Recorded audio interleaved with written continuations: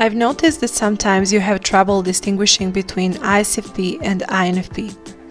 I've also noticed a number of other examples of uncertainty when it comes to typings, but in this video we'll deal with this specific example. In one of the previous videos I said how I type people. I consider when typing a person. Nonverbal communication, facial expressions, tone of voice, posture, gestures, body movements, appearance, and eye contact. Verbal, what is said, what is the intention of the speaker, what is hidden behind, and circumstances under which spoken words occur. Connecting the dots to become a whole, abstract comparison of the observed with the previous cases. When verbal communication and what the person is saying is confusing to you because it looks like more than one type at the same time, then you simply have to focus on non-verbal communication. Circumstances under which spoken words occur are important component when you are typing someone, so I try to find interviews that are similar when it comes to energy and approach of the presenter. As I've already said, non-verbal communication mainly consists of facial expressions, tone of voice, posture, gestures, body movements, appearance, eye contact, etc.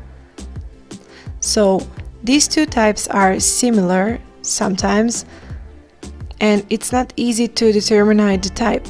So let's pay attention to what distinguishes their non-verbal communication.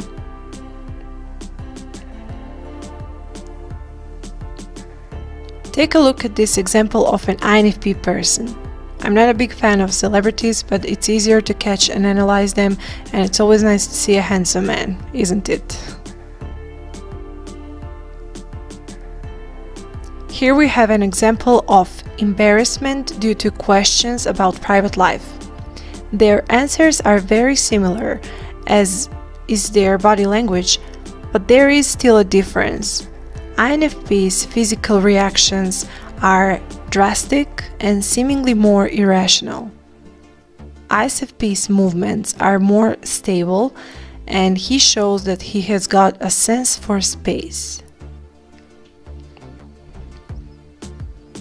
On the other hand, the ISFP's appearance shows a greater tendency towards submissive behavior, although we can see the same thing in both types. While in the case of an INFP person, excessive avoidance of eye contact gives the impression of a more anxious person.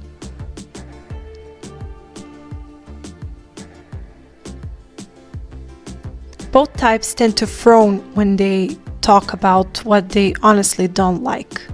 However, in the case of an INFP, this frown often looks like some expression of disgust and contempt. You can often see the distrustful of human sincerity or integrity in the facial expression of an INFP, especially when the question is not quite their favorite. For the same case, an ISFP will then show mild defiance in body posture and speech.